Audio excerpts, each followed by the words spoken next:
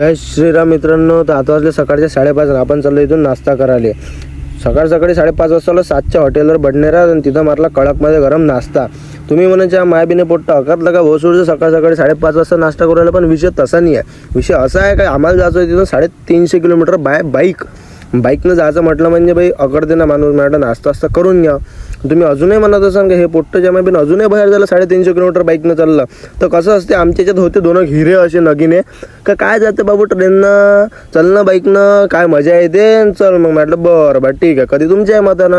तर आम्ही चाललो होतो संभाजीनगर जिल्ह्यामध्ये श्री कृष्णेश्वर ज्योतिर्लिंगाच्या दर्शनासाठी. आणि तुम्हाला जर कृष्णेश्वर ज्योतिर्लिंगाच्या दर्शनासाठी जायचं असेल तर सरळ ट्रॅव्हल्स पकडा संभाजीनगरची आणि डायरेक्ट या बाई संभाजीनगरला. संभाजीनगरहून पडते 28 किलोमीटर कृष्णेश्वर महादेव मंदिर. आणि जर तुम्हाला ट्रेनने यायचं असेल तर सरळ 40गावची ट्रेन पकडा. 40गावून 70 किलोमीटर पडते कृष्णेश्वर मंदिर. तर तिथून तुम्ही बसनं जाऊ शकता. मग पोचलो बाई आपण मंदिरात. सकाळी 5:30 वाजता आपण निघालो होतो अमरावतीवरून आणि दुपारचे 1:30 वाजता पोचलो आपण मंदिरात. कुर्ते घातले निघालो मंदिरात दर्शनासाठी. दादाजवळ गेलो. दादाजवळून फुलाची टोपली घेतली, प्रसाद घेतला, बॅगा त्याच्याजवळ ठेवल्या, निघालो लाईनीत. तर मित्रांनो इथं असा विषय आहे का इथं तुम्हाला मोबाईल वगैरे लॉकरमध्ये ठेवण्याची काही गरज नाही आहे. पण इथं विषय असा आहे की इथं माणसाले शर्ट, टी शर्ट, बन्यान हे वरतं काहीच घालता येत नाही. हे तुम्हाला बाहेर काढूनच जावं लागेल. पॅन्ट किंवा धोती घालून फक्त खाली तुम्हाला जाता येते. आणि हे जे तुम्ही बघत आहे हे आहे कृष्णेश्वर महादेवचं ज्योतिर्लिंग, जे 12 ज्योतिर्लिंगापैकी एक येते. आणि याचे इतिहास असा आहे की जे समुद्र मंथनाच्या टाईमला जे अमृत लपवलेलं होतं ते याच ज्योतिर्लिंगाखाली लपवलेलं होतं. आणि त्या युद्धादरम्यान ज्योतिर्लिंगाखाली अमृत लपवलं असल्यामुळं असुरांना ते मिळवण्यास यश प्राप्त झालं नाही. आणि लगेच तिथून दर्शन केलं आणि निघालो आम्ही बाजूच असलेल्या कैलास मंदिरामध्ये. तर हे जे लेणी आहे मित्रांनो हे मंदिराच्या जवळपासच आहे, काही जास्त दूर आहे नाही. तुम्ही इथं नक्की यायला पाहिजे. आणि याचे तिकीट आहे 40 रुपये आपल्यासाठी. आणि फॉरेनर जर आले तर त्यांना आहे 600 रुपये. विचार करण्याला गोष्ट आहे ना. तर हे लेणी जे तुम्ही बघत आहे तर हे आहे कैलास मंदिर, जे की फक्त एक मोठ्या दगडापासून बनवलेलं आहे आणि हजारो वर्षापूर्वीचं हे स्ट्रक्चर आहे. आणि याचं वैशिष्ट्य असं आहे की हे कोणत्या मशीनद्वारे बनलेलं नाही आहे. हे छन्नी आणि हातोड्यांच्या मदतीने हे बनवलेलं आहे. आणि कसं आहे कोणत्याही बांधकामाची सुरुवात हे कशी असते खालपासून वरपर्यंत असते, म्हणजे पावा ते स्लॅबपर्यंत. पण याची जी सुरुवात आहे हे वरच्या टोकापासून तर खालच्या बुडापर्यंत बनवलेले आहे.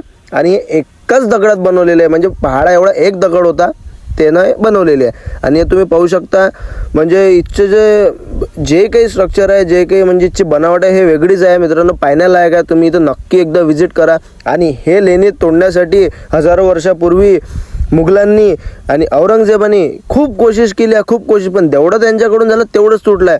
आणि हे जे काही बनावट बनवलेली आहे हे छन्नी आणि हातोड्याच्या द्वारे बनवलेली आहे. आणि या बनावटीमध्ये या डिझाईनमध्ये तर महाभारत आणि रामायण हे पूर्ण दर्शविलेलं आहे, पूर्ण सांगितलेलं आहे. असं तर तुम्ही निरखून पाहाल तर खूप मोठी लेणी आहे. पण जर तुम्ही पाहत राहाल तर तुम्हाला सगळं समजन, जेवढं समजायचं तेवढंच समजन.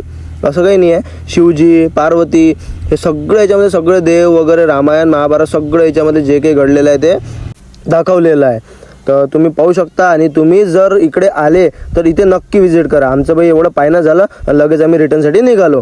रिटर्न येता आलो आम्ही खुलताबादच्या भद्रा मारुती मंदिरात, की जे की भारतातील 3 मंदिर असे आहे प्रमुख की जिथे बजरंगबली हे निद्रा अवस्थेत आहे, विश्रांतीच्या अवस्थेत आहे. त्याच्यापैकी हे एकमेव मंदिर असं आहे 3 पैकी की जिथे बजरंगबली मूर्ती निद्रा अवस्थेमध्ये आहे. दर्शन केले आणि निघालो रिटर्नसाठी, कारण जाणं होतं अजून आम्हाला वापस 350 किलोमीटर. तुम्हाला इमानदारीने सांगतो बाई कधी या काही नाही या कसंही या, पण गाडीनं याचा विचार अजिबात करू नका. आमची लय खतरनाक अकडली.